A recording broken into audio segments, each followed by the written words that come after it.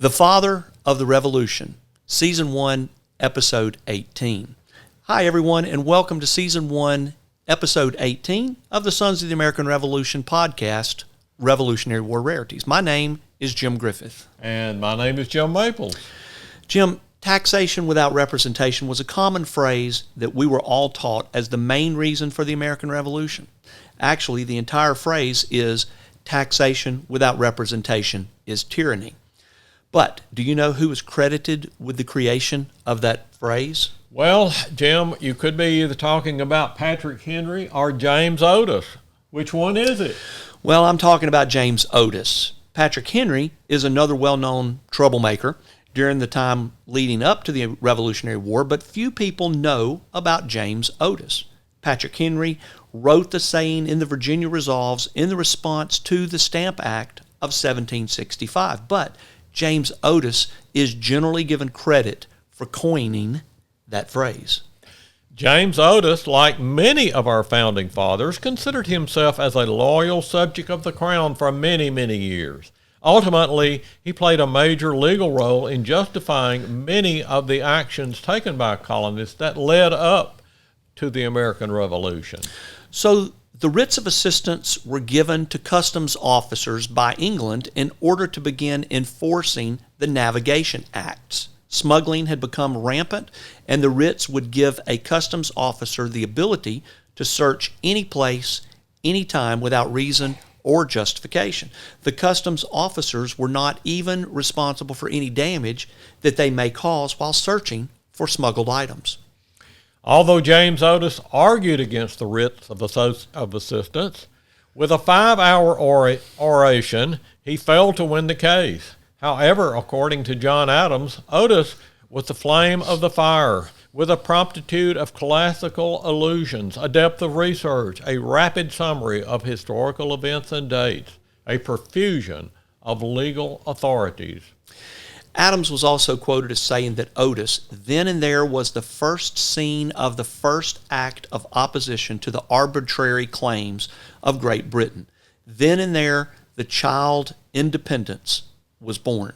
The seeds of patriots and heroes were then and there sown. James Otis had 12 siblings, but only 6 survived to adulthood.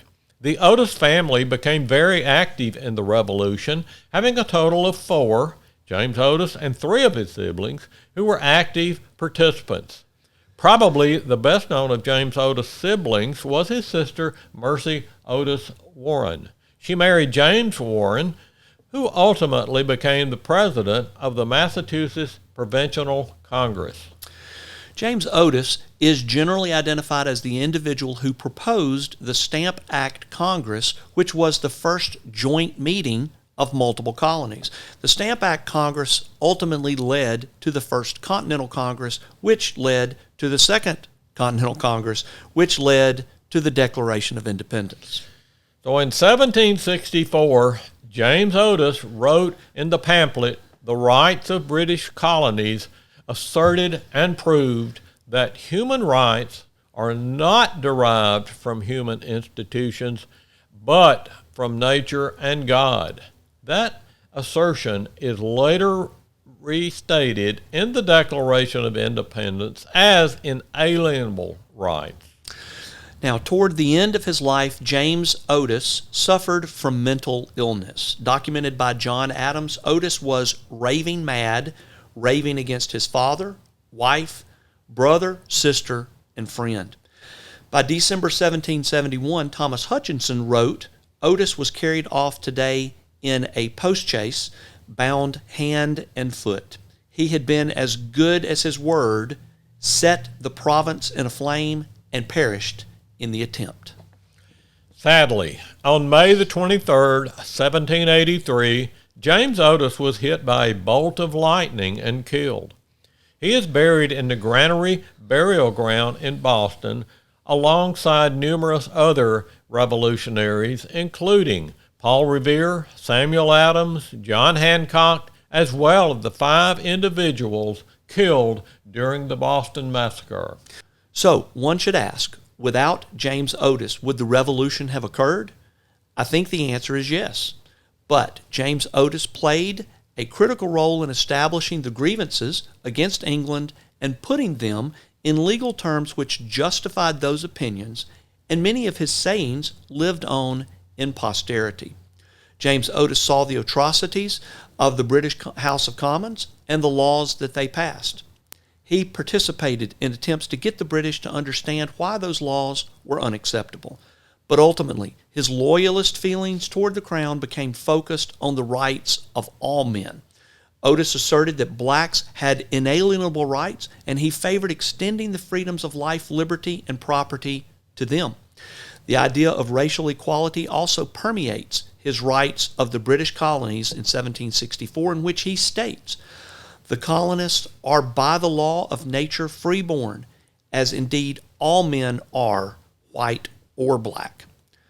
So, today the Sons of the American Revolution salute you, James Otis, for your dedication to the American Revolution, for giving all that you have.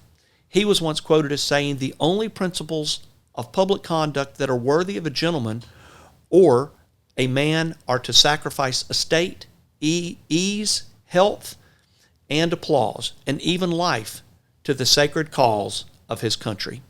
James Otis did that. James Otis was also quoted as saying, "My dear sister, I hope when God Almighty in his righteous providence shall take me out of time into eternity, that it will be by a flash of lightning." Indeed, he did say that. Sadly, James Otis experienced that too. My name is Jim Griffith. And my name is Joe Maples, and we thank you for joining us today. And please be sure to join us for the next episode, Revolutionary War Rarities. This has been a production of the National Society, Sons of the American Revolution, www.sar.org.